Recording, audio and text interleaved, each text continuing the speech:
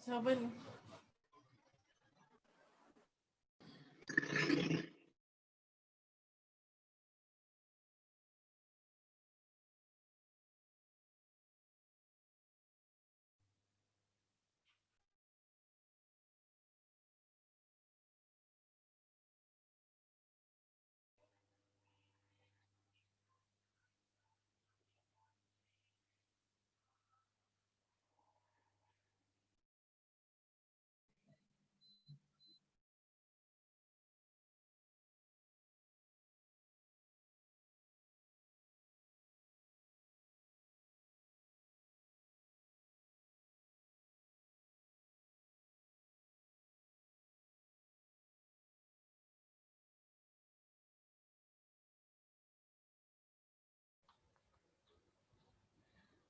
Halo teman-teman semua, selamat malam.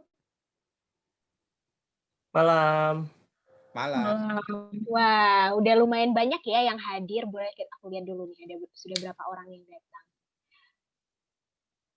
Oke, sudah 46 orang dan tentunya pasti akan semakin bertambah pada malam hari ini. Sekali lagi aku ucapkan selamat malam dan selamat datang pada acara webinar Girls Code berkolaborasi dengan Tiket.com dan Dana Indonesia dengan tema Tech Recruiter Strategies for Hiring Great Tech Employees.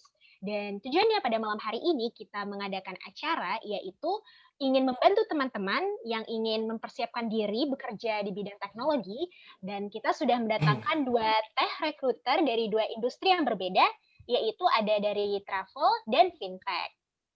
Dan pembicara pada malam hari ini akan sharing mengenai pengalaman dan pandangan mereka mengenai cara untuk memutuskan hiring talent di dalam perusahaan masing-masing. Tentunya pada udah semangat kan ya. Dan mungkin buat teman-teman nih yang hadir pada malam hari ini masih ada yang belum familiar dengan Girl Scout. Girl Scout sendiri adalah tech women community dengan misi untuk memberdayakan perempuan melalui digital dan teknologi. Oke deh, karena speakernya sudah hadir pada malam hari ini, kayaknya aku sapa dulu ya. Ada Kak Faizal Dunggio selaku Talent Acquisition Manager at Tiket.com dan Kak Boy Sandi Manurung selaku People Acquisition Specialist di Dana Indonesia. Halo, selamat malam Kak. Halo, malam. Annyeong. Annyeong, oh iya. Gitu ya. Startup ya, kayaknya semua orang lagi heboh banget nih startup. Yoi. Apa kabar Kak? Baik. Sehat ya? Lagi Ya. masih WFH ya? Atau Masih dong. ada masih atau sudah pergantian WFO? Tapi kayaknya lagi diaktifkan lagi ya WFH-nya. Masih. Kalau Tiket.com sih sampai saat ini masih WFH. Oke. Kalau Kak Boy sendiri gimana nih di Dana? Kebetulan saya lagi di kantor sih. Jadi sebenarnya kita between WFO dan WFH sih. Kayak ganti-gantian gitu ya, Kak? Sebenarnya 90% kita masih WFH. Tapi kalau misalnya ada keperluan penting harus ke kantor, kita boleh request. Tapi ada polisinya lagi lah yang harus dipenuhi dulu. Iya sih, pasti protokol kesehatannya tetap dilaksanakan ya, Kak. Karena kalau mau nggak mau di tengah kondisi seperti ini. Oke deh, kayaknya aku sapa dulu teman-teman yang hadir pada malam hari ini semakin bertambah, 56 orang. Halo teman-teman, boleh ada yang open mic-nya? Teman-teman Girl Scout? Ada, halo, iya boleh di via chat aja juga nggak apa-apa. Oke deh, mungkin aku ingatin lagi buat teman-teman, pada biasanya tentunya di akhir sesi kita sudah menyediakan sesi tanya jawab, jadi teman-teman bisa menyiapkan pertanyaan terbaiknya yang tentunya akan dijawab oleh Kak Faizal dan Kak Boy. Oke deh, kayaknya bisa aku mulai pembicaraan pada malam hari ini dengan estimasi kakak masing-masing. Kenapa akhirnya kakak-kakak hebat ini memutuskan untuk bekerja di bidang teknologi? Kayaknya aku mulai dari Kak Faizal dulu kali ya.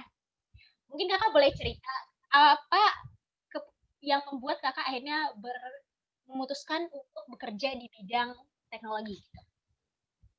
Oke. Thank you Filza. Sebelum Aku jawab pertanyaannya. Biasa seperti biasa ya, tiket.com itu suka banget sama yang namanya Indonesia gitu. Itu Indonesia banget gitu. So one of Indonesian culture adalah pantun ya. Jadi aku mau ngasih pantun nih buat Filza nih. Boleh. Ya, boleh ya. Sip. Nanti Filza boleh ini ya, boleh bilang cakep gitu ya. Or whatever lah gitu ya. Oke. Let's start. Karena ini apa namanya, aku bawa startup di sini, so aku akan kasih pantunnya pakai alat startup juga ya. So, Boleh, oke. Han Ji Pyong bilangnya sayang. Nah, Nam Dosan malah minta balikan. Cakep, oke, apa nih? Gimana caranya mau bilang sayang kalau kita belum kenalan? Oke, boleh. Siap. Boleh nih Kak, perkenalan dulu dari Kak Faizanya. Oke, sip. Thank you so much ya teman-teman Goose Code. Ada Boy juga, salam kenal. Gue Faisal, saat ini sebagai Talent Acquisition Manager di Tiket.com. Kalau ditanya kenapa berkecimpung di dunia tech, karena basically background gue tuh IT. Gue tuh lulusan computer science. Tapi malah 10 tahun terakhir gue di Talent Acquisition. Gitu. So basically masih align lah sama background studi. Kurang lebih gitu sih, Phil. Oke. Berarti emang karena dulu bidang pendidikannya di bidang teknologi ya, akhirnya memutuskan untuk bekerja di sini. Tapi kayaknya mungkin Kakak boleh memperkenalkan dulu nih, tiket.com siapa tahu. Tapi kayaknya aku yakin sih udah pada tahu tiket.com. Boleh Kak perkenalan dulu tiket.com tuh sebuah perusahaan yang seperti apa? Oke, yang tahu tiket.com gue kasih voucher. Enggak. Jadi gini, mungkin teman-teman di sini kalau ada yang belum tahu tiket.com, kita itu online travel agents, OTA singkatannya ya. Jadi OTA itu apa sih sebenarnya? Kita yang empowering teman-teman di dunia pariwisata through awesome technology gitu. Jadi tiket.com ini melihat potensi pariwisata di Indonesia ini bisa tumbuh dengan pesat gitu, tapi harus ada triggernya nih. Triggernya apa? Pakai teknologi gitu. Nah, teknologi inilah yang diusung oleh teman-teman tiket.com. Singkatnya seperti itu sih ya. Jadi kita juga tiket.com itu sejalan dengan misi dari pemerintah ya. Kita mau bikin another 15 Bali di Indonesia. Nah, tiket.com adalah salah satu partner, bisa dibilang seperti itu. Oke, thank you nih Kak Faizal. Boleh nih sekarang aku ingin bertanya ke Kak Boy, sekaligus perkenalan. Dan mulai menceritakan apa sih kira-kira motivasinya untuk mulai bekerja di bidang teknologi. Oke, silakan Kak Boy. Oke. So, thank you Kak Filza, thank you juga Mas Faisal yang udah join malam hari ini, dan terima kasih untuk teman-teman sekalian yang udah join. Suara saya kedengaran jelas kan ya? Atau putus-putus? Jelas. Kedengaran nggak? Jelas. Kedengaran jelas ya. Oke. So, my name is Boy Sandi Manurung. Currently, saya bekerja sebagai People Acquisition Specialist at Dana Indonesia.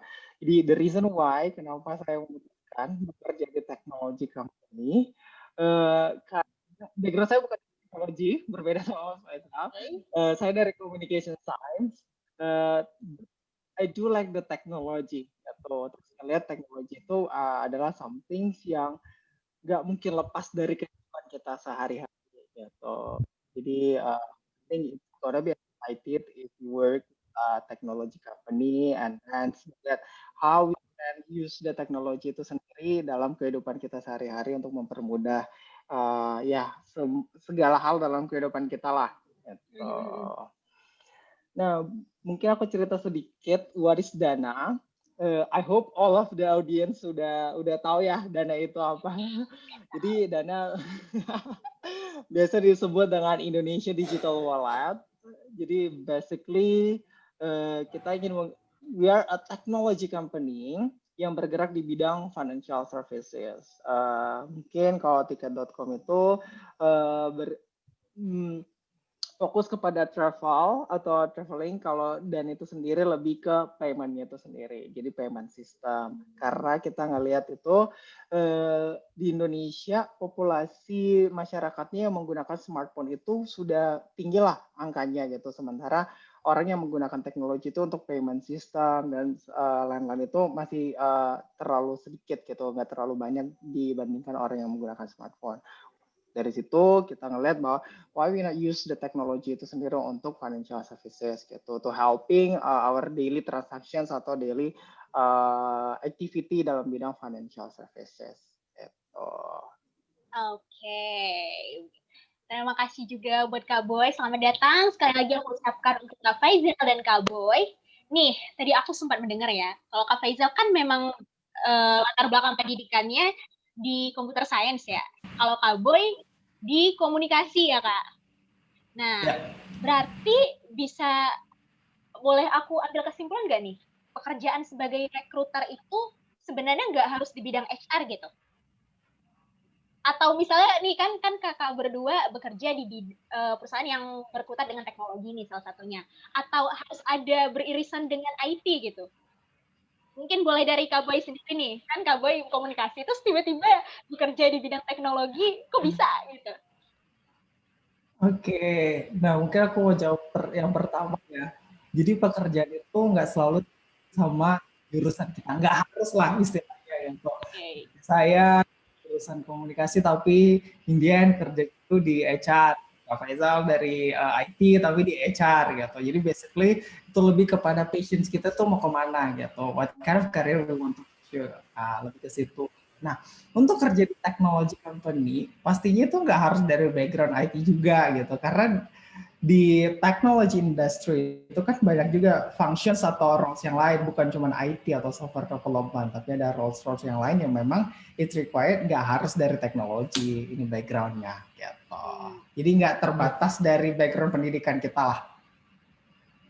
Oke, berarti ya terlepas dari apapun nanti bidang pendidikannya, selama kita bisa menunjukkan passionnya di sana, kemungkinan bisa diterima gitu ya, Kak? Yap, benar banget. Oke, sekarang aku ingin nanya ke Kak Faizal deh. Dari point of view kakak sebagai seorang recruiter nih, kalau menurut kakak sendiri, kalau jurusan itu penting nggak sih dalam hal menentukan posisi pekerjaan? Kalau kata Kak Boy kan tadi nggak terlalu penting ya, selama kita bisa menunjukkan passion. Tapi kalau dari sejauh ini kakak sebagai recruiter, itu termasuk hal yang dipertimbangkan nggak? Atau lebih memang dari skill-nya, pengalamannya, passion-nya gitu? Ya, kalau dibilang apakah jurusan itu adalah jadi acuan untuk kita hiring gitu, aku sih yes ya. I mean, sorry, halo, suaraku kedengaran jelas ya? Kedengaran nggak? Oke. Iya, kalau dibilang apakah jurusan itu penting untuk penentuan sebuah fungsi atau posisi di sebuah perusahaan, menurutku penting. Ya, itu mungkin bisa dibilang jadi filter awal kita menentukan bahwa orang ini memang cocok di sini atau tidak. Tapi kan makin ke sini informasi bisa didapatkan di mana saja, kapan saja, dan gratis ya, dengan ada bantuan internet. Jadi anyone can be anything gitu. Jadi kayak teman saya itu lulusan marketing, tapi malah nyemplungnya juga di HR gitu. Saya yang background-nya IT, nyemplungnya di HR. Malah ada yang jurusan psikologi, nyemplungnya di marketing. Jadi saling function gitu. Menurut aku sih, ya saya setuju ya sama Boy gitu. Yang namanya passion itu nggak bisa dibohongin gitu.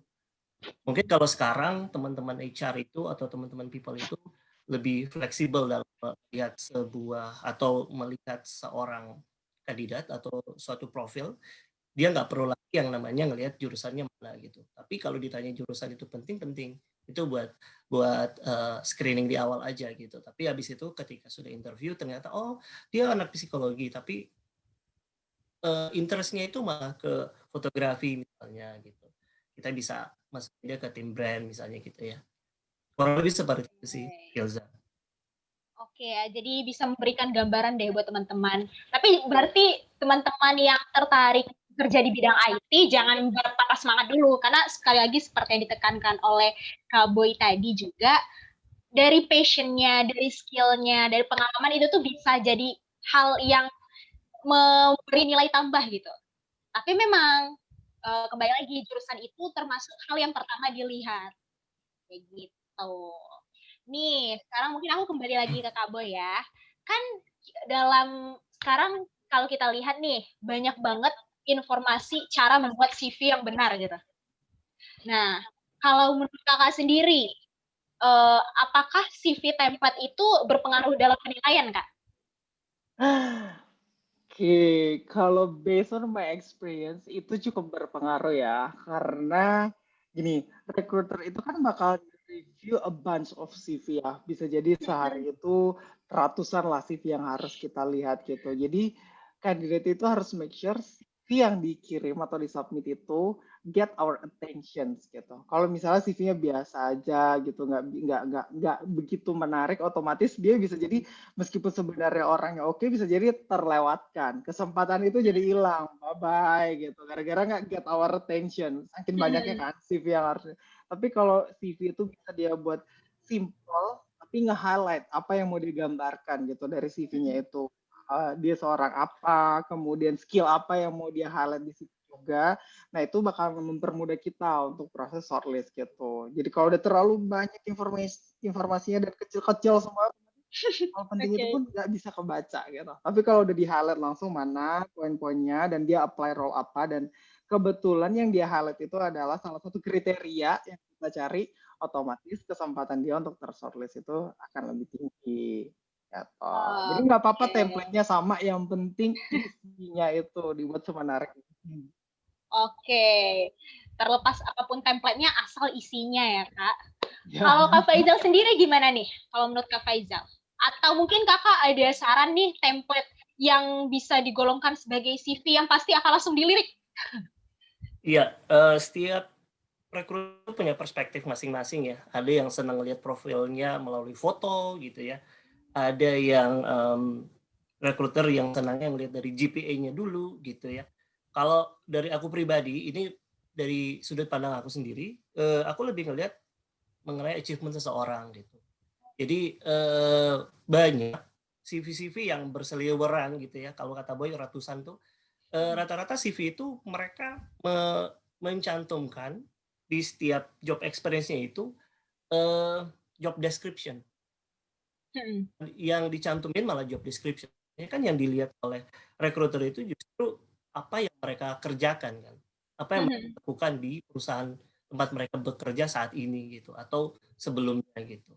Nah, justru di situ yang kalau aku ngelihat CV yang highlight yang menunjukkan bahwa ini adalah hasil kerjanya, ya itu yang aku pilih. Itu yang get my attention kalau kata Boy tadi. Ya, jadi aku lebih ngeliat di situ sih. Cuman mungkin buat teman-teman yang ada di sini semua gitu, mungkin sekarang bisa diperhatikan ya dalam membuat CV atau highlight profile kamu itu, kamu kan harus menunjukkan tuh siapa sih kamu sebenarnya gitu ya. Biasanya tuh kalau ada CV template gitu, kadang dia suka nulis profile summary gitu. Biasanya dari situ pun sudah kelihatan ya passionate-nya apa gitu. Nah, kadang ada, tapi ada juga yang suka nulis di profil summary itu yang sangat general gitu. Love about marketing. Nah, marketingnya seperti apa yang kamu love, gitu, yang kamu suka, gitu, misalnya. Jadi kalau ditanya dari aku, mungkin itu ya perspektifnya adalah tolong di highlight lah apa yang kamu kerjakan selama ini, atau kamu sudah menghasilkan apa. Gitu. Dan mungkin kata-kata mulai dengan successfully make a profit or successfully gain attraction like 100% or 1000% gitu. Bukan identify something gitu. Nah, itu kan kerjaannya ya. Nah, kerjaan dari mengidentifikasi sesuatu itu kamu menghasilkan apa gitu. Hasilnya apa. Jadi mungkin itu bisa sedikit merubah. Kalau di sini sudah ada yang bikin CV profile, coba diperhatikan lagi kira-kira isinya itu apa aja. Gitu. Tinjau ulang. Oke, berarti sebenarnya template itu tidak terlalu berpengaruh karena tergantung rekruternya ya. Ada seleranya masing-masing gitu. Tapi yang paling penting adalah isinya dan meng-highlight kita tuh sebenarnya selama ini tuh ngapain aja sih, bukan nyebutin nge-mention apa aja, tapi lebih ke hasil dari itunya apa. Oke. Iya, lebih meng-highlight kita bisa apa ya sebenarnya gitu. Wah, itu menjadi pelajaran juga buat aku, Kak. Oke deh. Sekarang kembali lagi ke Kak Boy. Kan tadi Kakak sempat cerita nih, dalam sekali ada open recruitment kayak gitu tuh banyak banget. Ya, aku yakin sih pasti banyak banget CV yang masuk. Jadi tuh mau nggak mau, apakah Kakak ada cara tersendiri nih untuk mensortir secara cepat? Mana nih CV yang berkualitas? Mungkin Kakak lihat selama IPK-nya mungkin di atas 3,5 gitu. Atau gimana? Mungkin Kakak boleh sharing selama ini Kakak menjadi talent acquisition, apa aja yang Kakak lihat biar aplikannya ini bisa lulus dan lanjut ke tahap interview gitu. Oke. So, biasanya kan kalau kita nge-posting job post itu kita udah highlight ya, skill set apa yang kita perlukan untuk posisi itu atau yang di-expect gitu. Nah, biasanya saya kan bakalan stick ke situ, bakalan ngeliat gitu. IPK it's important, tapi itu lebih ke fresh graduate biasanya. Tapi kalau yang udah senior itu kita lebih lihat past experience-nya dia kemana gitu. Sometimes orang ya just not lucky aja dulu waktu kuliah gitu IPK-nya karena terlalu sibuk organisasi masih make sense gitu. Berarti dia memang sibuk organisasi, aktif gitu-gitu makanya IPK-nya rendah gitu. Let's say untuk teknologi positions ya atau IT positions itu biasanya kita harus lihat misalnya dia butuhin programming language-nya apa. Nah itu yang pertama kita cari gitu. Dia bisa nggak programming language itu atau tools yang biasa dia pakai gitu. Apakah udah sesuai sama tools yang akan dipakainya nanti. Sama pengalamannya yang di-mention di situ sesuai nggak sama nanti yang akan dikerjakan. Itu basic things yang biasanya kita lihat. Gitu. Kemudian nanti tinggal ngikutin kalau misalnya dari basic things itu dia udah memenuhi kriteria, kita tinggal gali lagi nih baca secara detail dari experience dia, pekerjaannya atau projectnya sebelumnya, dia ngelakuin apa, roles dia di situ sebagai apa gitu, dan achievement dia di roles itu apa. Oke deh. Kalau Kak Faizal sendiri gimana nih? Mungkin Kakak bisa sharing nih selama ini Kakak menjadi talent acquisition. Apakah Kakak ada cara tersendiri untuk menentukan mana CV yang berkualitas? Ya, sebagian udah disampaikan ya sama Bob gitu. Tapi kalau aku sendiri mungkin sebagai tambahan, kalau di sini juga ada yang recruiter juga mungkin bisa jadi maksudnya seberapa passionate dia terhadap perusahaan yang di-apply. Kan seseorang apply CV itu seharusnya asumsi aku dia sudah tahu mengenai perusahaan itu yang dia tuju gitu ya. Nah sekarang itu sebenarnya banyak yang melenceng asal apply aja gitu tanpa mengetahui background dari perusahaan tersebut yang di-apply gitu. Nah kalau aku sendiri lihat tuh itu adalah pantun seperti aku sampaikan di awal tadi. Nah ini baru kejadian kayaknya 2 minggu yang lalu. Ada yang apply tapi dia pakai pantun. Aku nggak tahu dia itu apply buat apa gitu, tiba-tiba masuk ke itu dia apply-nya pakai pantun gitu. Nah, ini kan udah seperti itu. Jadi mungkin kalau aku bisa kasih saran ke teman-teman yang saat ini lagi open to new opportunity gitu, mulai belajar mengenai perusahaan apa yang akan kalian tuju gitu, kenali dulu perusahaan tersebut gitu, sefamiliar apakah kamu naik ke sini kan gitu ya, karena dekat rumah kah, karena pacar gue ada di situ kah, kan enggak juga ya gitu, tapi mungkin oh karena perusahaan ini memang menghasilkan produk-produk yang sehari-hari gue pakai. Nah itu gue pengen tahu nih di dalamnya seperti apa, dan kayaknya gue punya ide nih gitu. Nah mungkin bisa dimulai dari to get attention of recruiters eye, ya lu harus kasih sesuatu yang kira-kira itu tiket banget gitu, atau itu perusahaan itu banget gitu. Oke. Mungkin kalau boleh aku highlight ya dari sarannya Kak Boy sama Kak Faizal tadi. Tadi kalau Kak Boy menyarankan lebih ke kalau misalnya nih teman-teman daftar sebagai job yang mana gitu. Dia mintanya apa, minta toolsnya yang dibutuhkan itu apa, teman-teman kalau bisa disesuaikan dengan apa yang diminta dari job itu kayak gitu. Sementara kalau saran dari Kak Faizal tadi lebih ke bagaimana apa tadi Kak? Mungkin boleh diulang Sebenarnya lagi? bukan saran ya, tapi menambahkan apa yang Boy bilang, bahwa skill set itu penting. Maksudnya meng-highlight skill yang kalian punya itu, ya memang itu yang memang kita cari gitu ya. Cuman orang yang punya skill set seperti yang diminta itu kan banyak, ribuan gitu. Nah, akan jadi another things, gimana caranya biar kita itu lolos dari satu. Kemungkinan possibility 1/1000 itu kita bisa lolos nih, kelihatan sama aku atau kelihatan sama Boy. Nah itu kamu harus tahu mengenai company profile atau company iya benar banget. dari perusahaan itu gitu. Ya kayak berarti perlu banget searching atau riset gitu ya, sekecil-kecilan. Harus riset gitu, harus riset. Budaya perusahaannya kayak gimana ya Kak? Betul. Itu pasti jadi nilai plus sih. Oke deh, catatan ya teman-teman. Aku juga langsung mencatat nih. Oke, sekarang kembali lagi ke Kak Boy. Mungkin selama menjadi talent acquisition ini, pernah nggak Kak ada kesalahan fatal yang biasanya tuh sering dianggap remeh oleh orang-orang, padahal tuh sebenarnya tuh harus paling dihindari gitu, atau ya termasuk yang dihindari oleh aplikan. Kalau menurut Kakak, biasanya ada nggak? Oke, mungkin menyambung yang disampaikan sama Mas Faizal tadi. Know the company that you apply in gitu. Sometimes recruiter bisa aja nanyain apa yang dia ketahui tentang company yang di apply atau tentang company kita. It will be zong kalau aplikan itu benar-benar nggak tahu. Saya nggak tahu produknya, kamu pernah pakai nggak tahu. It's mean kamu belum melakukan research yang dalam sebelum kamu interview, because that's a basic things gitu. Gimana caranya kamu bisa loyal sama company-nya kalau kamu nggak tahu company itu gimana, nggak kenal sama company-nya gitu. Dan gimana kamu mau sayang sama company kalau kamu nggak kenal sama sekali gitu.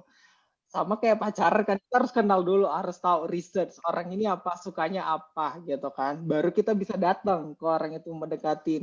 Jangan sampai kita kasih mawar, ternyata dia nggak suka mawar gitu kan. Sama kalau waktu interview juga kita dia nggak tahu dana itu apa, posisi yang dia apply dia juga kurang tahu roles-nya itu apa. Dia nggak baca detail job desk-nya itu apa. Cuman hit apply gara-gara job title gitu. Kebetulan sama. Sementara pekerjaannya beda gitu kan. Itu menurut saya pribadi sebagai recruiter itu cukup fatal sih untuk kandidat kalau sampai basic informasi itu aja nggak tahu. Iya sih, company profile-nya nih. Kalau menurut Kak Faizal sendiri gimana? Apakah ada yang termasuk yang fatal juga selain yang dijelaskan oleh Kak Boy tadi? Boleh diekspedit lagi nggak, fatal di sini maksudnya apa ketika mereka dia itu kesalahan apa ya, ketika para aplikan ini daftar, mereka tuh cenderung meremehkan gitu Kak, padahal itu sebenarnya penting gitu. Iya. Mungkin basic things-nya adalah ya terlepas kalian mau apply-nya via apa ya, via LinkedIn atau email atau WhatsApp, greetings itu perlu ya, penting gitu. Kadang ada cuman kalau misalnya di email, banyak yang saya temuin di lapangan itu adalah cuma nulis hi, koma, terus aku pengen apply apa gitu. Ya itu langsung skip sih. Mungkin kalau Filza ada sebagai recruiter juga pasti akan cuman hi, oke. Terus apa? Gitu. Atau mungkin another basic thing adalah banyak yang tidak mencantumkan dia itu mau apply posisi apa. Ya, misalnya yang atau malah dia apply untuk posisi yang dia sendiri sebenarnya bukan orang yang cocok untuk itu. Misalnya, sorry, banyak nih anak-anak fresh graduate yang tiba-tiba apply untuk posisi, let's say VP, jauh banget. Oke. Itu banyak ya, cuma memang mereka nggak ada salah juga sih sebenarnya, karena memang tidak ada edukasi seperti itu ya. Saya udah coba roadshow ke beberapa kampus dan memang itu memang jarang diajarkan gitu ya, ketika kita mau apply CV itu apa aja yang harus kita lakukan gitu. Jadi bentuk-bentuk, aku bilang itu ya soft skill ya, jadi itu yang masih kurang sih gitu. Jadi kayak manner-nya itu memang nggak dapat gitu. Lu cuman hi, I'm interested to your company, udah selesai gitu. Ya udah, bye bye sih. Menurut gue sih ya udah selesai gitu. Maksudnya itu yang perlu diperhatikan juga sih teman-teman. So greetings, make sure posisi yang kalian apply gitu, ke siapa yang dituju, atau bahkan malah mungkin typo ya, karena terlalu banyak company yang di-apply. Oke. Hanya mau apply tiket dia nyebutnya dana, atau dia mau Aduh, apply dana gawat. nyebutnya tiket, ya kan? Itu udah fatal ya. Gitu. Itu baru kejadian barusan sih. Aku tadi terima message kurang lebih seperti itu. Oke, I get it. Berarti kalau yang mungkin aku boleh rangkum lagi ya nih teman-teman ya. Kalau menurut Kak Boy tadi itu company profilnya nih yang suka kadang tuh teman-teman lupa mencari lebih lanjut. Kita nih mau daftar di company yang seperti apa, tapi latar belakang perusahaannya seperti apa, bergerak di bidang apa, atau mungkin job desk dari job yang pengen kita daftar sendiri itu kadang kita suka lupa gitu cari tahu. Atau kalau mungkin lagi yang ditekankan oleh Kak Faizal adalah manner-nya, betul sih, soft skill ya. Iya sih Kak, di kampus tuh kadang suka bingung gitu cara belajarnya gimana. Iya. Karena memang tidak diajarkan ya gitu. Ya, tapi itu mungkin bagian dari nggak masuk di SKS. Ada satu kampus yang memang sudah mulai mengarah ke sana gitu. Oke deh, sekarang aku mulai ingin memastikan sesuatu nih. Mungkin teman-teman juga sering dengar lah ya, ini sudah menjadi isu bagi para aplikan. Benar nggak sih, rekruter itu kalau misalnya ada yang daftar, nge-stalk para pelamarnya? Mungkin aku mulai dari Kak Boy lagi deh. Benar nggak Kak? Kakak biasanya kalau misalnya ada yang daftar, Kakak stalk itu nggak orang-orangnya?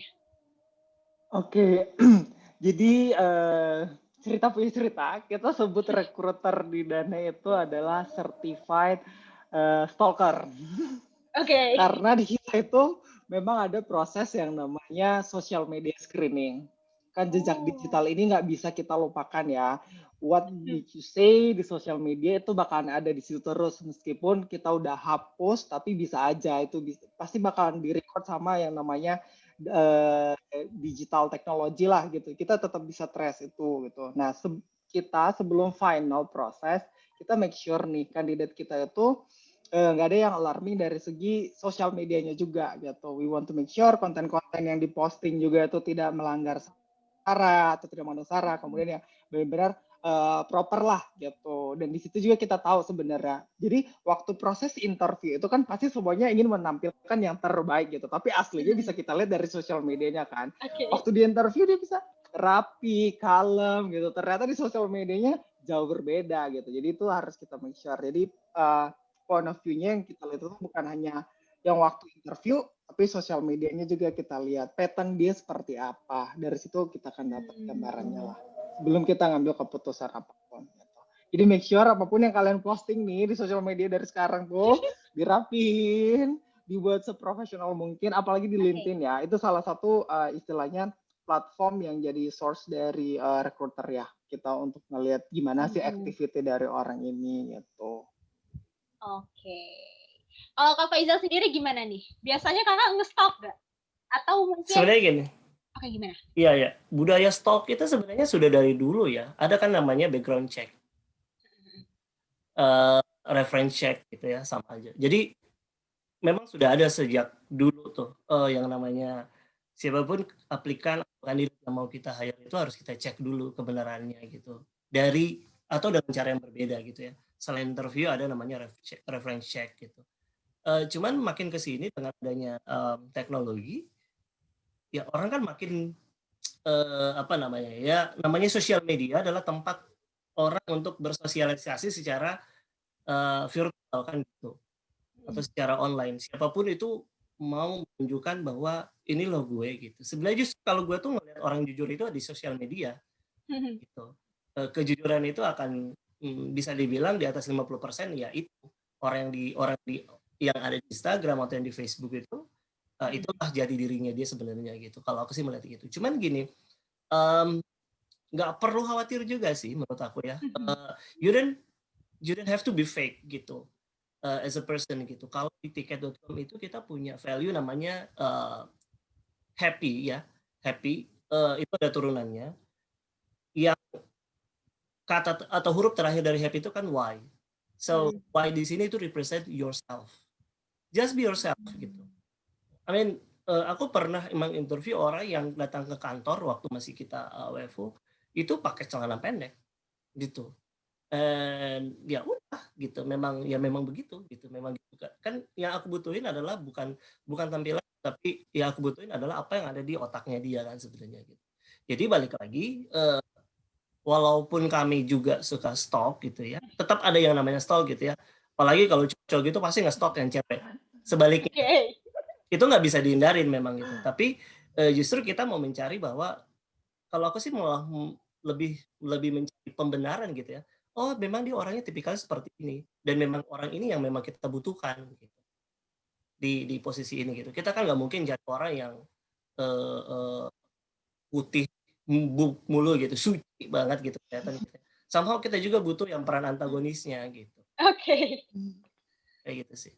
Oke. Mungkin aku ingin memastikan ya, Kak. Maksud dari sosial media yang dicek ini tuh sosial media yang termasuk Instagram, Facebook, Twitter kayak gitu, atau yang lebih ke profesional gitu kan, kayak LinkedIn atau mungkin kalau di bidang teknologi gitu. Anything that related to this person gitu. Oh. Ya. Okay. Apapun sosial media yang dia gunakan saat ini, ya I mean kita nggak setiap hari satu profil langsung stalk sosial media juga. Nggak juga sih gitu.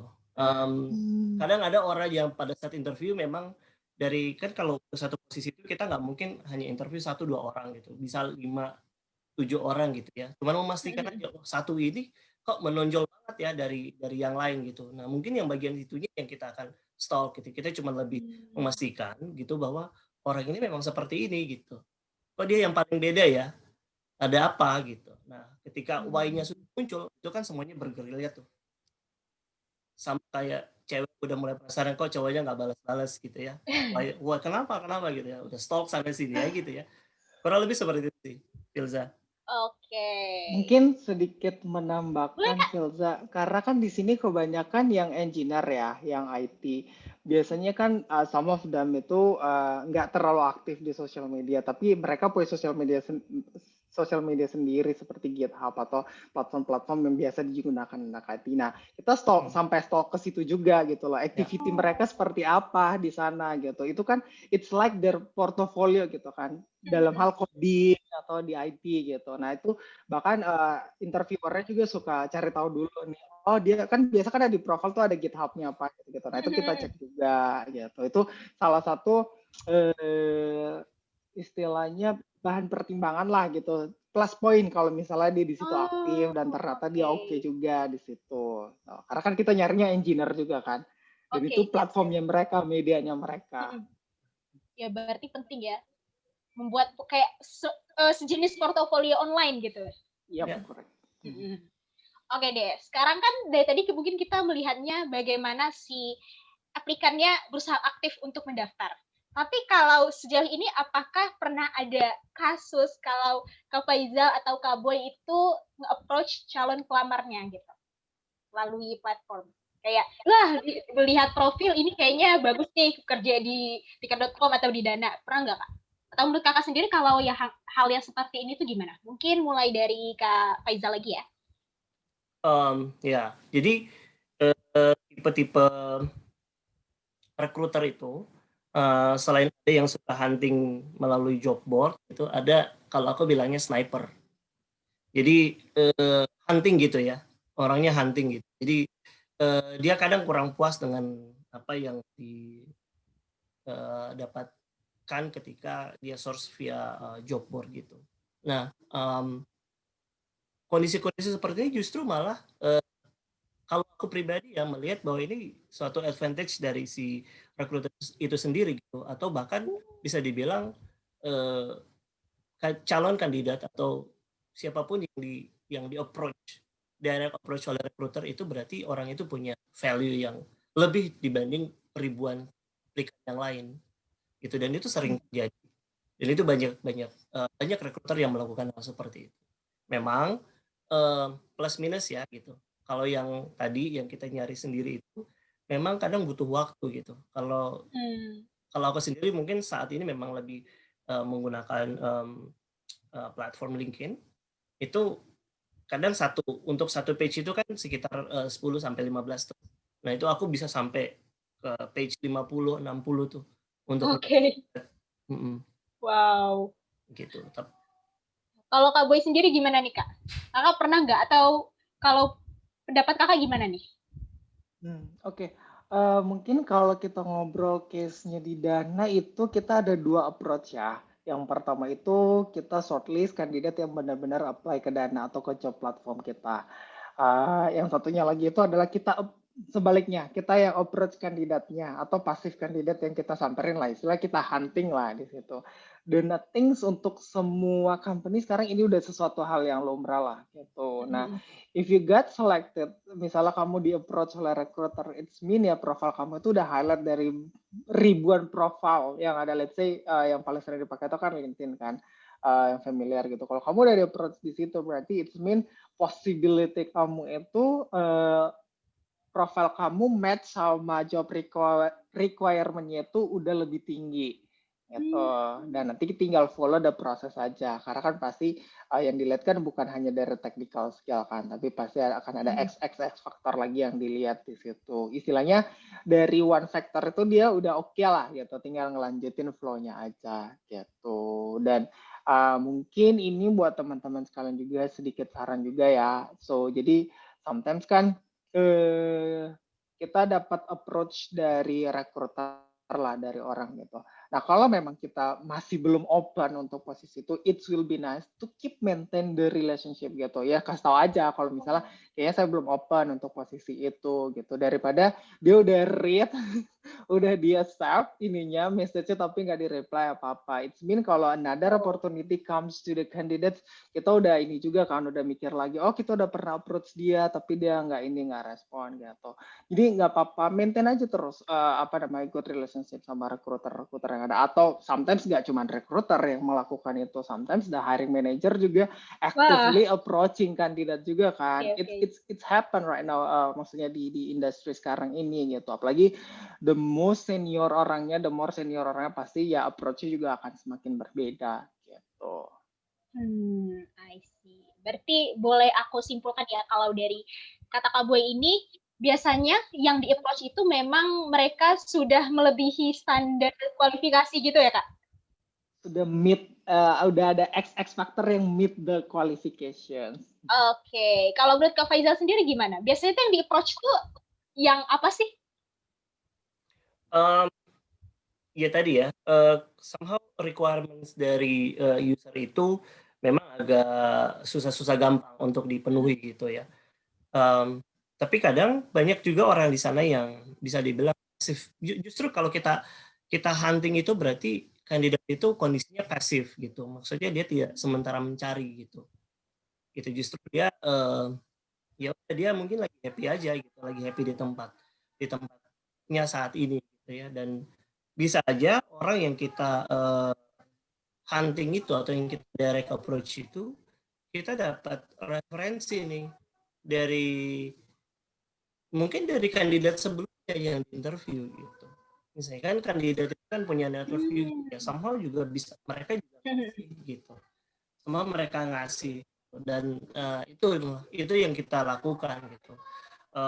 Triggernya itu bisa macam-macam. Direct approach itu adalah seseorang yang udah meet expectation dari user, requirement, yes gitu ya. Itu orang yang menurut kita ya udah itu yang paling cocok nih.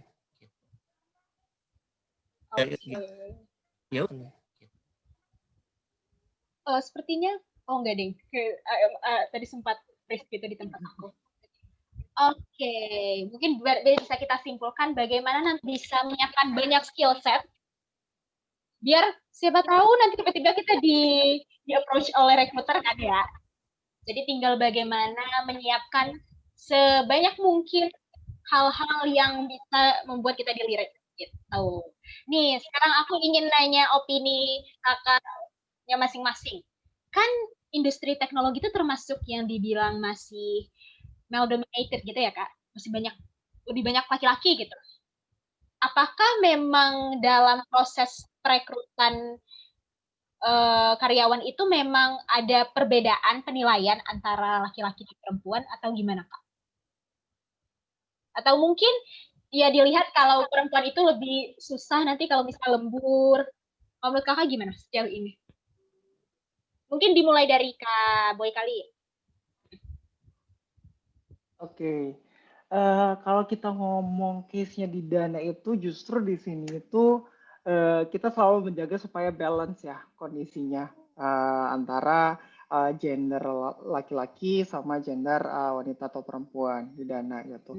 Jadi nggak ada spesifikasi kalau software development itu harus laki-laki gitu biar dia bisa lembur atau bisa apa. Nggak, tapi justru kita lihat if you meet the requirements, skill-nya cocok, culture-nya cocok, mau dia laki-laki atau perempuan, it just get higher gitu, masuk ke ini. Jadi chance-nya sebenarnya semuanya sama gitu. Cuman ya dari company sendiri ya, we have to make sure supaya balance juga. Jangan sampai semuanya isinya laki-laki, semuanya. Sometimes we need laki-laki ini butuh istilahnya distraction lah, harus ada faktor X juga cewek-ceweknya gitu, biar bisa jadi itu jadi motivasi untuk para engineer ini gitu, makin semangat kerja gitu kan, teammate-nya ada yang cewek gitu, dan of course we are keep hunting juga untuk developers yang cewek gitu. Jadi nggak ada diskriminasi lah. Mungkin kalau cewek nanti dia nggak bisa lembur, nggak juga selama dia bisa.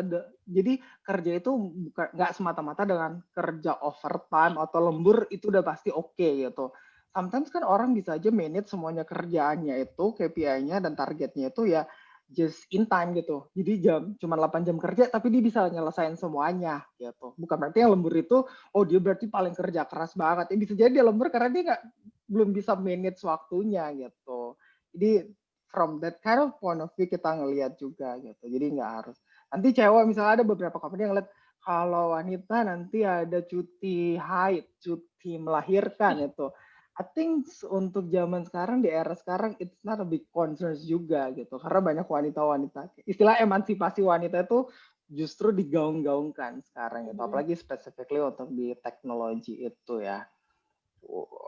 Jadi chance-nya masih tetap sama kok, mau laki-laki perempuan tetap sama.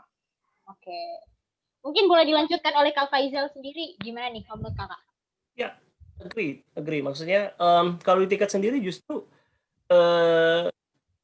50, kayaknya lebih dari 50% deh. Justru itu leadersnya itu perempuan. Lebih banyak perempuan sih yang berperan ya kalau di tiket, bisa dibilang seperti itu. Jadi I don't know the exact numbers of porsinya itu berapa, tapi di tiket itu sendiri ya itu tadi, kita sebenarnya tidak melihat gender, atau kita tidak melihat dia datangnya dari mana, sukunya apa, enggak.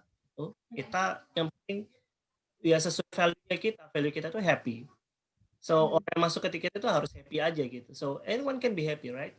Jadi nggak harus cowok, nggak harus cewek gitu. As long as you happy, then just go with us. Tapi happy di sini juga sebenarnya turunannya. Kalau aku bisa explain sedikit, happy di sini yang pertama itu hunger gitu. Hunger di sini seberapa passion kamu terhadap tiket gitu. Yang kedua agile. Mungkin di semua startup atau tech company ya agility itu yang memang dibutuhkan gitu. Seberapa cepat kamu merespon terhadap sesuatu gitu. Nah, yang ketiga P yang pertama itu kita ngomongnya maksudnya adalah performance driven gitu. Kamu udah passionate gitu, kamu udah punya udah cepat gitu melakukan sesuatu, tapi kamu nggak punya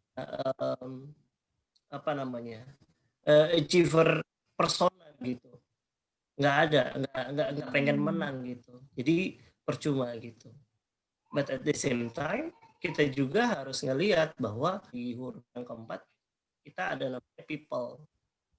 Kita itu tidak bisa lepas sebagai manusia, kita adalah makhluk sosial, kita harus bisa yang namanya bisa menerima kritikan dari orang lain, but at the same time kita juga bisa challenge orang lain gitu. Yang terakhir tadi seperti yang udah aku sebutin di awal, ada huruf Y-nya tadi ya, Y-nya tadi, just be yourself. Ketika kamu tidak mampu di sini, kamu tidak develop. Ya, you have to develop your weakness by others gitu. Ya, kurang lebih seperti itu sih, Filza. Oke, berarti ya untuk Dana dan Tiket.com sendiri sebenarnya tidak ada lagi perbedaan untuk penilaian dari aplikasi untuk gender laki-laki dan perempuan gitu. Jadi ya mungkin memang ini masalah yang cukup kompleks ya teman-teman, tentang masalah bagaimana industri teknologi itu masih didominasi oleh laki-laki. Oke, mungkin nanti bisa kita bahas di lain hari. Sekarang aku ingin membahas tentang karena adanya pandemi COVID-19 ya. Oke. Karena ada pandemi COVID-19 ini kan perusahaan tuh mau nggak mau membuat kebijakan agar karyawannya bekerja secara WFH gitu. Pasti ada penyesuaian lah antara dari yang sebelumnya bekerja di kantor, akhirnya WFH. Mungkin aku mulai tanya ke Kak Boy dulu kali ya. Apakah dengan adanya COVID-19 ini ada dampak gitu dalam proses rekrutmen? Kalau untuk proses rekrutmennya sendiri itu biasanya cukup berdampak ya. Terutama dari segi prosesnya itu sendiri kan. Yang sebelumnya itu kita lebih banyak face to face interview. Jadi kita invite kandidat itu untuk datang ke kantor dan ketemu langsung sama kita untuk interview. Nah sekarang harus kita ubah nih prosesnya karena kan nggak bisa traveling, nggak bisa kemana-mana. Jadi kita lakukan yang namanya Zoom interview. Nah tapi untuk stepnya untuk proses dan stepnya itu masih tetap sama, cuman medianya aja gitu. Cuman the biggest challenge saat ini adalah proses onboardingnya justru. Karena kan most of the team itu kan semua WFH di rumah gitu. Sementara kalau dulu kan kita bisa welcoming mereka, salam mereka, hai selamat datang di kantor. Gitu. Sekarang kan secara virtual gitu. Jadi we have to make sure mereka tuh di welcome benar-benar really warm gitu loh. Dan mereka bisa kenal satu sama lain dengan timnya. Kemudian kita bisa provide activity-activity yang membuat mereka tetap engage dan bisa bersosialisasi satu sama yang lain. Berarti apakah kalau dalam sisi penilaiannya sendiri ada yang berubah nggak, Kak? Untuk poin penilaiannya tetap sama, cuman cara kita untuk assess-nya itu jadinya agak sedikit berbeda. Karena kan bakal beda banget tuh waktu kita face to face kan kita break-nya langsung gitu. Nah di situ kan itu salah satu plus poinnya lah kalau kita melakukan yang namanya face to face interview. Tapi sebenarnya kita digital sometimes kayak internet connection problem. Jadi video kandidatnya lah yang tiba-tiba tuh, maaf saya nggak bisa nyalain video karena koneksi jelek gitu. Oke. Challenge banget buat kita jadi assess kandidat itu sendiri gitu. Sometimes kan ekspresinya juga kita nggak bisa lihat kan jadinya karena putus-putus video yang tadi senyum jadi nggak jadi senyum jadinya terlihatnya gitu. Tapi so far untuk di Dana sendiri kita bisa adapt dengan teknologi sama prosesnya dan so far masih aman. Berarti memang yang tentu yang berubah medianya ya. Pasti ya, mungkin pakai Zoom meeting atau Google Meet gitu. Kalau di tiket.com sendiri gimana Kak? Ya, pandemi sebenarnya kena semua ya, globally gitu ya. Jadi bisa dibilang proses-prosesnya Jun mirip-mirip ya, atau bagian-bagian yang dampak pun memang mirip-mirip gitu. Contoh yang tadi beberapa yang sudah disebutkan sama Boy tadi di awal gitu. Cuman kalau aku bisa tambahin buat atau misalnya kita sudah on call nih misalnya gitu, tiba-tiba ada anak datang gitu ya, ada distraksinya lagi, beda lagi tuh ceritanya. Jadi but overall sebenarnya sebelum pandemi itu memang kita juga sudah exercise ini sih, maksudnya secara nggak sadar kita sudah melakukan exercise yang sama gitu. Jadi beberapa kandidat kami itu ada yang dari daerah gitu, yang tidak memungkinkan untuk datang ke Jakarta, jadi ya kita interviewnya virtual gitu.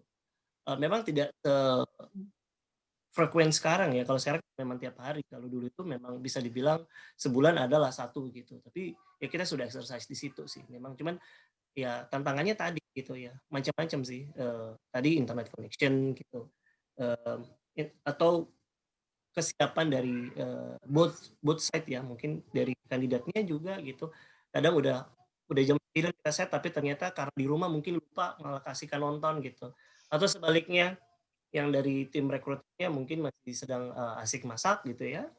Iya, hal-hal semacam ini yang pada akhirnya di awal-awal itu memang sangat menyulitkan. Tapi makin ke sini it's going to be a new normal for us. Jadi sudah banyak toleransi yang sudah kita lakukan sih so far gitu. But karena sudah jadi new normal, jadi orang-orang itu jadi lebih aware sama kalender ya sekarang. Iya. Kalau dulu kan ya udah kalender is just kalender gitu, tapi somehow kita masih ngopi bareng dulu gitu, misalnya ke kantin bareng atau ya kemana dulu kayak bareng-bareng gitu, padahal kita meeting udah jam meeting nih gitu ya, tapi ya sudahlah karena kita lagi sama-sama ya udah nggak apa-apa gitu. But now calendar is going to be something yang notifikasi yang harus ada nih gitu, nggak boleh di mute notifikasinya. Kalau WhatsApp mungkin bisa di mute ya, kalau kalender kayaknya nggak bisa gitu. Oke deh, tentu ya banyak banget dampak yang terjadi karena pandemi COVID-19 ini. Salah satunya ya pasti di proses rekrutmen nih teman-teman. Oke deh, sekarang kita masuk ke sesi Q&A ya, karena sepertinya sudah mulai masuk pertanyaan. Mungkin aku boleh bacain dulu dari Kak Muhammad Iqbal nih. Aku bacain ya Kak. Halo Pak Faizal, Pak Boy, salam kenal. Saya Iqbal, saya seorang ex-marketing manager bank yang hijrah sebagai marketing manager tour travel. Sejak itu saya jadi tertarik nih untuk jadi brand manager karena saya suka create produk dan jasa dan meningkatkan brand awareness yang ujung-ujungnya contribute ke profit perusahaan. Saya sudah apply ke tiket.com via LinkedIn dan direct web. Kemungkinan chances saya untuk dapat dipertimbangkan HR pada posisi brand manager di tiket.com gimana ya Kak?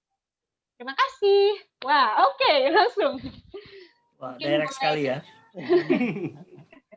Ya, ini mungkin salah satu media buat Mas Iqbal buat menunjukkan bahwa seberapa tiketkah Anda gitu.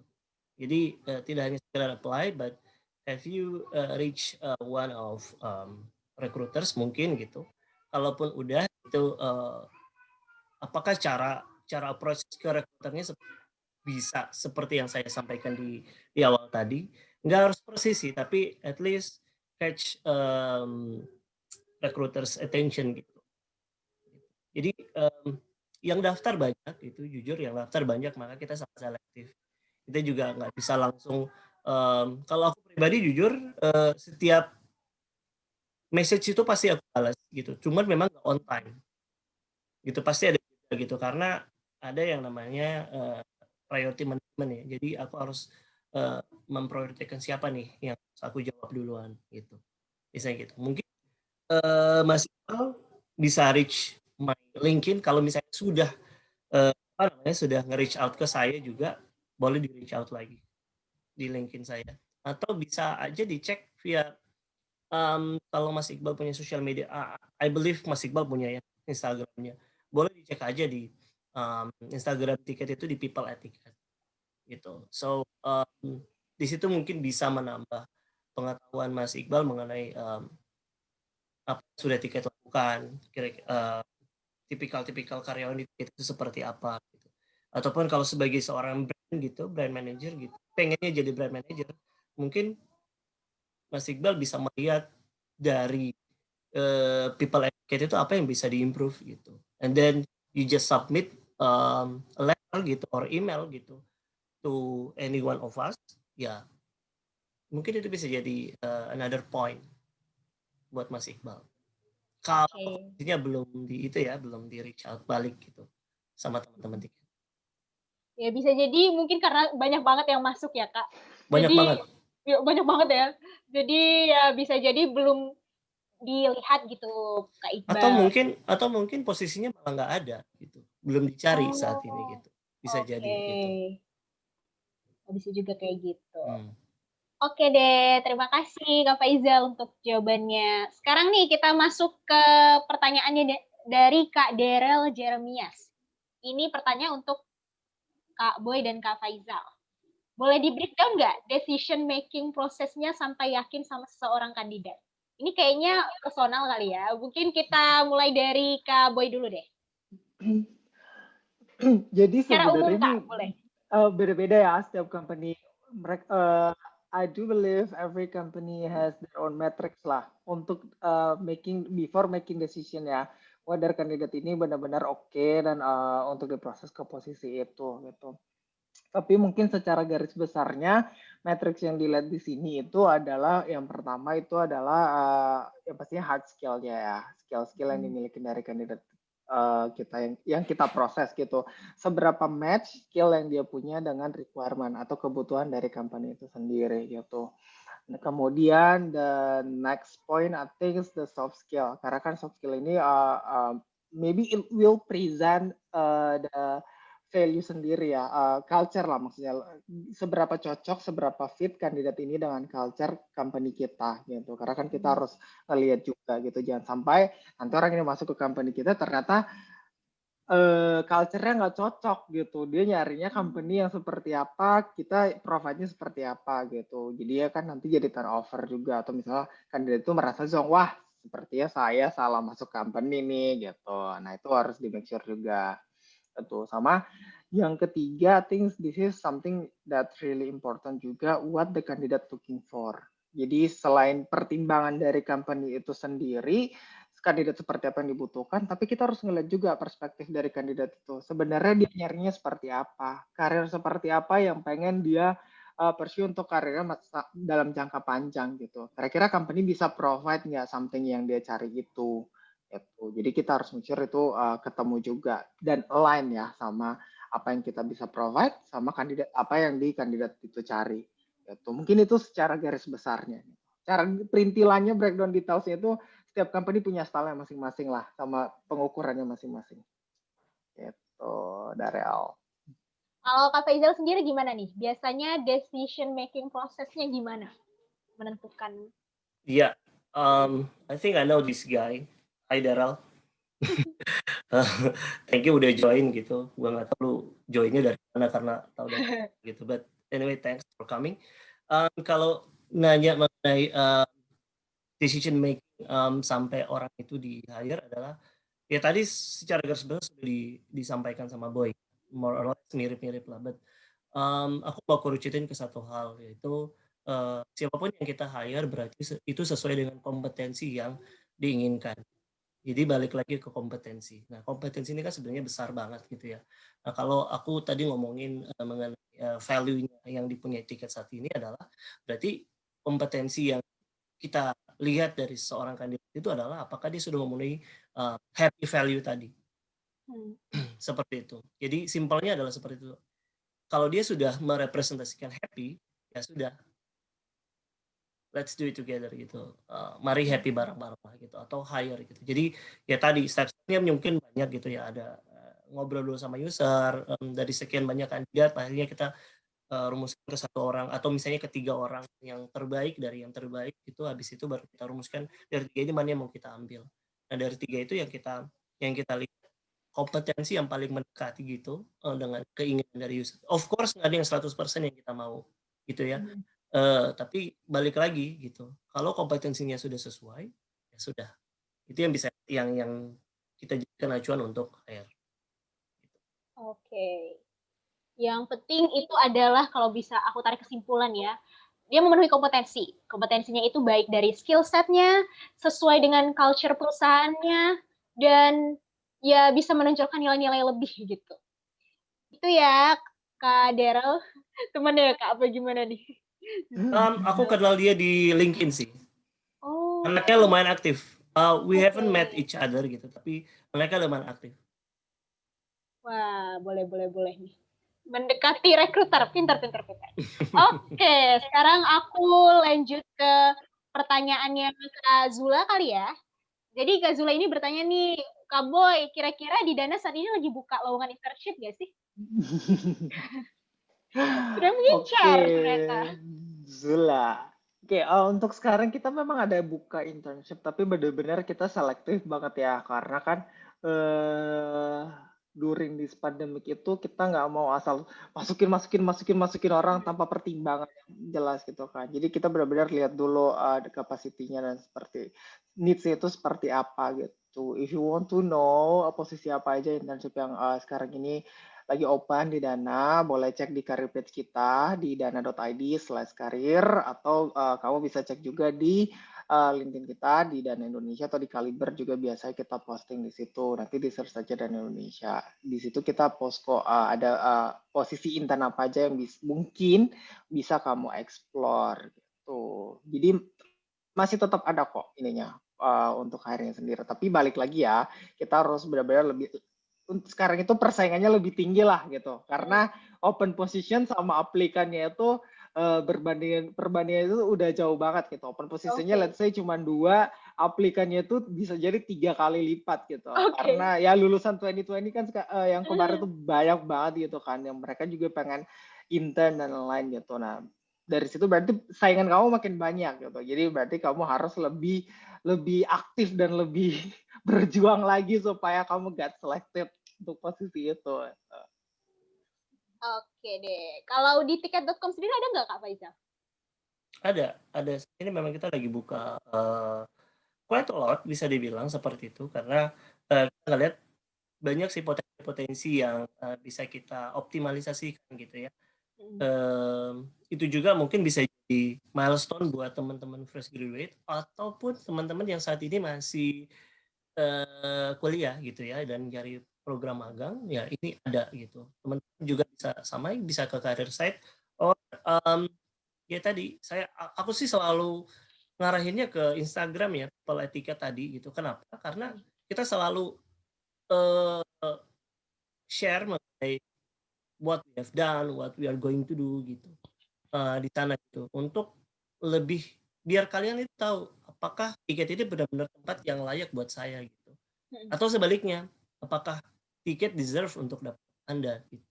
Jadi melalui situ teman-teman bisa tahu sendiri tanpa harus main apply aja gitu sebenarnya. Jadi itu mungkin salah satu fungsi sosial media saat ini adalah seperti itu. Teman-teman bisa ke sana. Iya nih, menarik banget ya. Sekarang aku melihat fenomenanya banyak company-company itu membuat semacam media sosial untuk memberikan gambaran kehidupan pekerjaannya. Kalau di tiket.com kan peopleetiquette.com, people etiquette ya Kak? People etiquette. Kalau di Dana, live at Dana ya? Days in Dana kita. Days in Dana. Oke, boleh banget nih teman-teman. Setelah ini langsung dicek biar lihat-lihat, oh kayaknya ini cocok gak ya gitu. Ya. Nih, sekarang aku lanjut ke pertanyaannya dari Kak Luto. Halo Kak Faizal dan Kak Boy, thank you buat sharingnya nih. Aku mau tanya, apakah ada perbedaan cara recruiting untuk internship dan untuk kerja beneran? Dan yang kedua itu, karena kakak-kakak ini kan kerjanya di IT company nih, yang biasanya ada user interview. Nah, biasanya ada nggak diskusi antara HR dan user interview? Terima kasih. Mungkin dari Kak Boy dulu kali ya. Ini pertanyaan dari Luto ya. Thank you Luto for your questions. So aku coba jawab ya. Ada perbedaan nggak untuk cara recruiting intern sama kerja beneran? Ini semuanya sebenarnya sama-sama kerja beneran. Intern juga kerja beneran, cuman levelnya aja agak berbeda gitu.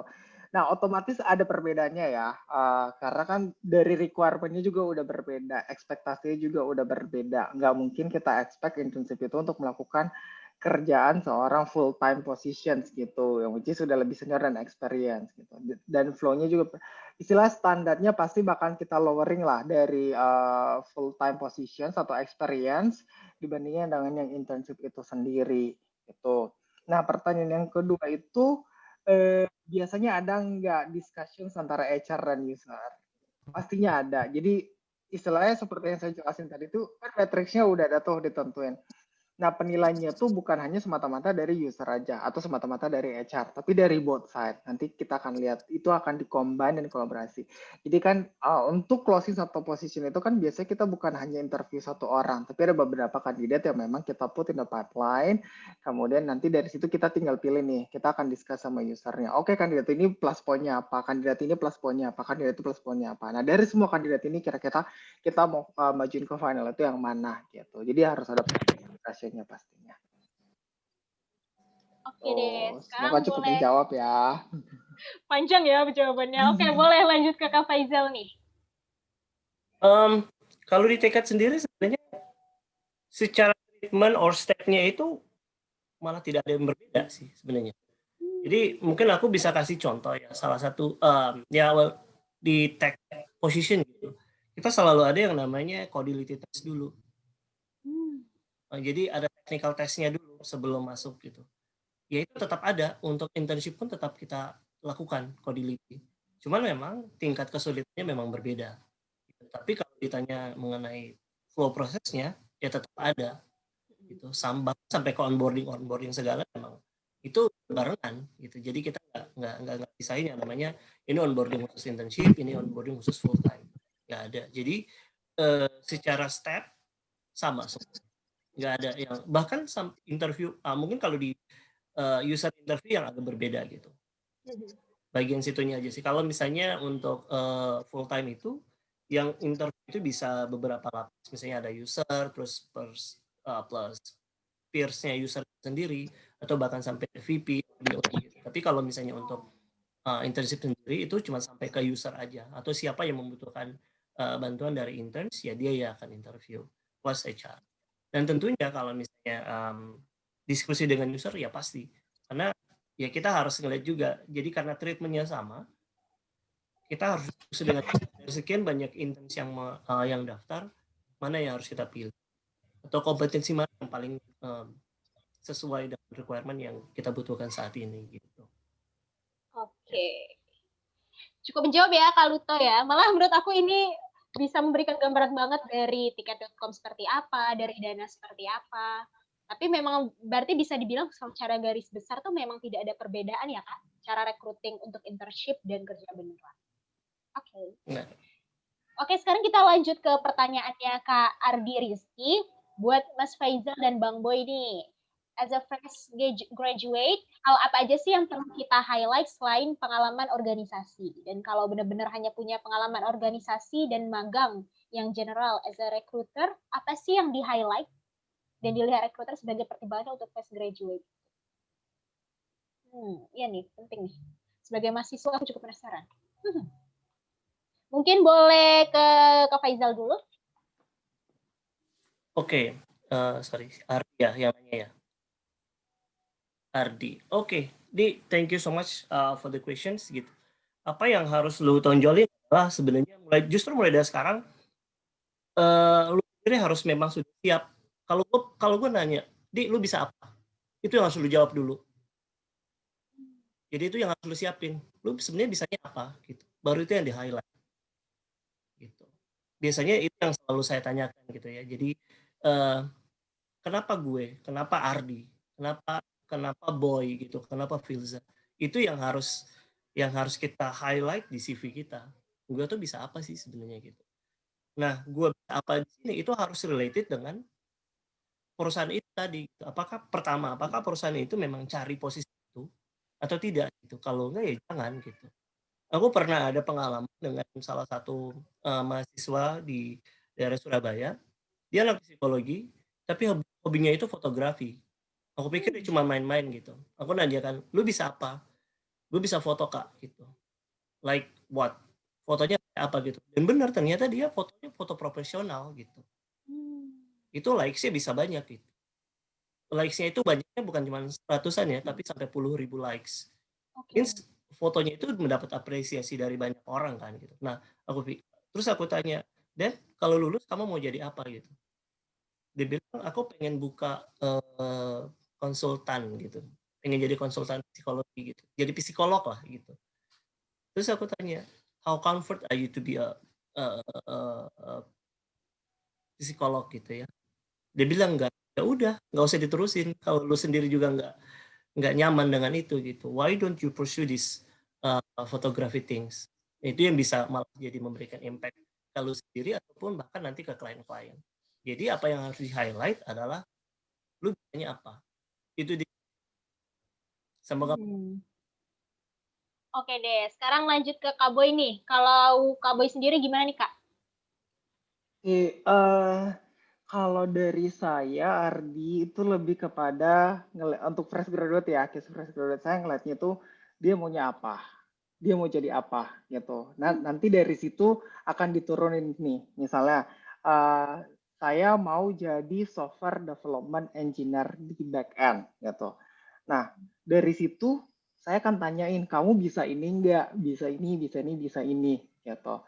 Jadi dia harus tahu dulu, karena dari pengalaman banyak banget fresh graduate itu bahkan dia nggak tahu mau pursue karir itu mau kemana. Ini apa ya, posisi ini apa ya kerjanya, ini dia nggak tahu gitu. Jadi kadang misleading itu dan dia nggak tahu. Akhirnya dia hit apply semuanya gitu. Posisi yang kadang dia nggak tahu itu apa, kerjanya nanti bakalan apa gitu loh. Jadi salah direction. Tapi kalau misalnya dia udah tahu dia mau apa, dia bisa fokus ke situ. Oke, saya mau jadi back end engineer. Oh, back end itu biasanya yang dicari itu skill setnya ini, programming language-nya ini nih.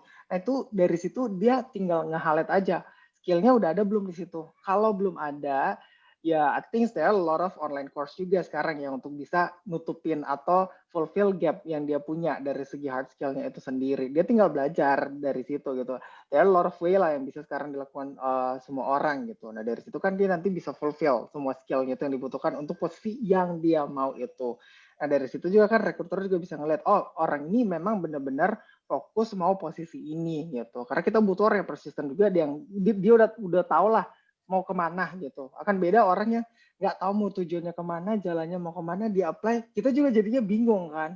Ini orang maunya apa sih? Dia apply back end, tapi dia nggak punya skill back end dan dia nggak ngerti back end itu apa gitu. Nanti itu it's jadinya totally wrong gitu kan, zong gitu. Tapi kalau dia udah tahu, nah dia tinggal fokus ke situ, cari tahu skill apa yang dibutuhkan untuk posisi itu dan persiapkan diri untuk itu. Oke, thank you banget nih buat Kak Faizal dan Kak Boy untuk jawaban pertanyaannya. Oke, untuk pertanyaan selanjutnya kayaknya aku ingin memberikan kesempatan untuk kakaknya. Mungkin dari ini kan masih banyak banget ya Kak pertanyaannya. Sementara waktunya tinggal sedikit lagi nih. Mungkin Kakak ada pertanyaan yang cukup menarik nih dari sekian banyak pertanyaan yang tersisa. Justru gini, Filza. Oke. Justru aku nggak mau ngasih pertanyaan. Aku ngasih pertanyaan gini. Aku yang ngasih pertanyaan ya. Dan buat yang dua penjawab tercepat itu bakalan dapat merchandise dari tiket.com. Oke, siap. Ya. Jadi untuk jadi gini, aku bikin aturan sedikit boleh nggak? Boleh nih Kak, boleh. Boleh ya. Simple aja sih sebenarnya. Satu, follow akun Instagramnya Tiket, People at Tiket. Karena kenapa? Jawabannya harus dikirim via Instagram. Dua penjawab tercepat itu akan dilihat. Dua penjawab tercepat dan benar ya. Itu yang akan kami apresiasi dengan merchandise gitu. Lewat DM ya Kak jawabnya nih. Ya. Gitu ya. Siap ya. Oke, itu ada penunggunya Instagram Tiket tuh. Ada Mas Rifki gitu. Ya. Akan ada dua pertanyaan sebenarnya. Satu, ready ya guys. Mungkin sambil nunggu pertanyaan aku, mungkin teman-teman bisa follow dulu tuh, biar bisa langsung DM. Oke, pertanyaan pertama. Tadi kan aku udah coba share beberapa kali, bahkan sudah menyebutkan gitu. pertanyaan pertama, value-nya tiket itu apa? Aku jadi pengen ikutan jawab. Value-nya tiket itu apa? Tuh, ya. Nah, pertanyaan yang kedua,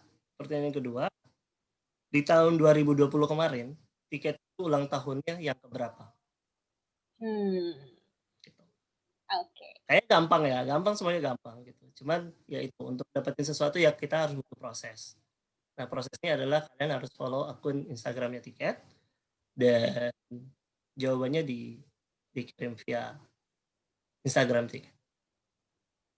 Oke, jadi Kak Faiza malah memberikan challenge untuk kita semua. Ya. Mungkin aku pilih pertanyaan terakhir kali ya.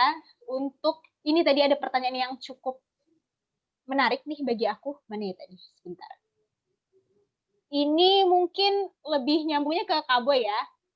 Kenalin, nama aku Cindy. Aku izin tanya dong, kalau misal kita apply suatu kerjaan yang nggak sesuai sama bidang kita, tapi kita punya pengalaman freelance di bidang itu, apakah masih punya chance untuk lolos di tahap awal? Gimana Kak Boy? Oke. Cindy Krisan ya. Kalau kita ngomong case di Dana ya, ini case di Dana ya Cindy ya. Sebenarnya chance itu selalu ada gitu. Mungkin aku sedikit cerita ya, ada beberapa engineer kita juga itu let's say dari education background, dia itu adalah di finance. Tapi dia punya pengalaman doing the project di as a iOS developers gitu. Dia apply di Dana, ya dia apply-nya iOS. Nah, kita assess dia as a iOS, terlepas dari pengalaman dia sebenarnya education background dari finance gitu. Dan kita assess itu by skill-nya. Kita lihat apakah meet sama our requirement atau standarnya. Kalau meet ya udah kita proses gitu. Sama halnya dengan freelance gitu. Misalnya kita nyari content writer deh istilahnya gitu. Ini background pendidikannya bahkan geologi gitu. Jiska yang untuk content writer nggak ada hubungannya sama sekali gitu kan. Tapi dia apply di Dana untuk as a content writer gitu. Nah, dia lampiran tuh dia freelance di mana, portofolionya seperti apa gitu. Nah, kita review dari situ. Justru itu menurut saya sesuatu yang menarik jadinya, profile yang highlight gitu. Meskipun backgroundnya berbeda, tapi dari portofolio yang dia lampiran di situ, digital portfolio, itu menunjukkan bahwa dia benar-benar passion di situ dan dia deserve untuk posisi itu. Akhirnya ya kita proses gitu. Jadi nggak ada yang namanya freelance yang kamu kerjakan sekarang itu hanya untuk sesuatu yang sia-sia gitu. Jadi pasti ada lah gitu gunanya kamu cantumin di profil kamu gitu. Dan chance itu, trust me, itu selalu ada, tergantung gimana cara kita memposisikan itu gitu lah. Jangan sampai chance itu istilahnya kamu apply-nya pun lari banget gitu dari freelance yang nggak nyambung, background pendidikan nggak nyambung, kemudian knowledge kamu juga nggak nyambung, kamu apply posisi itu nggak tahu itu posisi apa, it's totally wrong gitu. Tapi kalau freelance kamu masih nyambung sama posisi yang kamu apply dan kamu patient banget di situ, ya pastinya itu bakal bisa get higher juga. Oke deh. Mungkin itu pertanyaan terakhir ya teman-teman. Maaf banget karena memang waktunya sangat terbatas. Mungkin sebagai closing statement nih, mungkin kita bisa mendengarkan sedikit saran dari kakak-kakak rekruter kita. Bisa dimulai dari Kak Faizal dulu. Boleh saran untuk fresh graduate atau mungkin mahasiswa-mahasiswa nih. Kayaknya masih banyak juga mahasiswa yang hadir pada malam hari ini. Boleh Kak? Oke. Takut lupa gitu ya. Karena ini closing statement, jadi aku akan kasih closing pantun juga ya. Oke.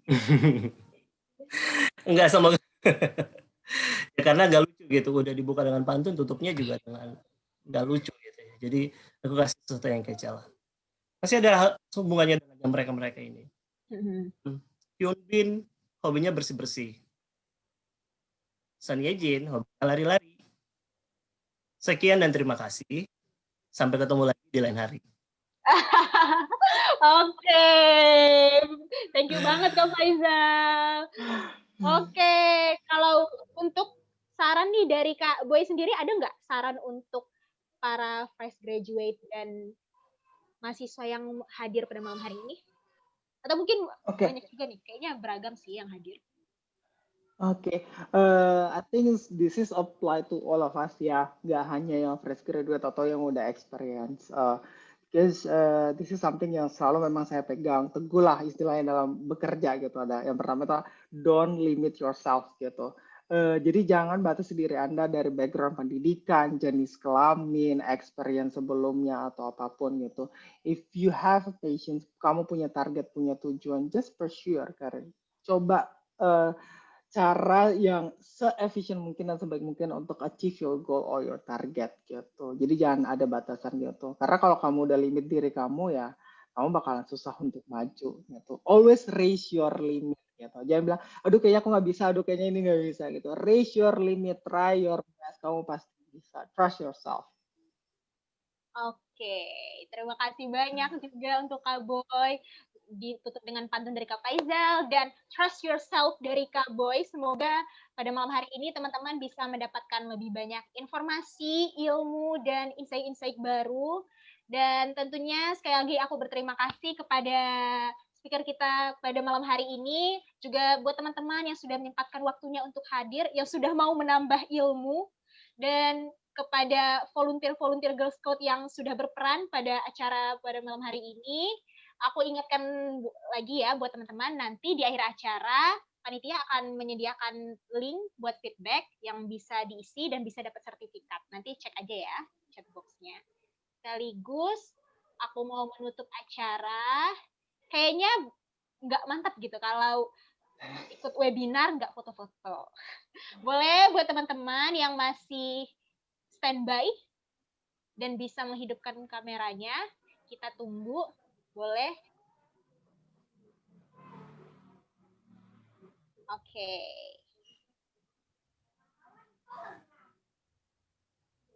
Sudah. Boleh Kak dihidupkan kameranya? Dari 59 orang yang masih stay. Thank you banget udah hadir. Wah, banyak ya. Mungkin aku tunggu. Oke, masih ada nih yang masih menghidupkan kameranya. Ada 3 slide. Oke deh. Mungkin yang screenshot dari kakak-kakak community kali ya. Aku aja yang aba-aba. Oke, Kak Filda. Ini ada 3. Atau Kak Bulan aja yang... Boleh. Oke, teman-teman yang bisa on cam ya, biar nanti ketangkep di ininya. Oke, kita langsung aja. Ini ada 3 page. Mulai dari page 1 dulu ya. Sebentar. Oh, ini masih ada yang masih on cam nih, Kak. Tunggu dulu sebentar nih.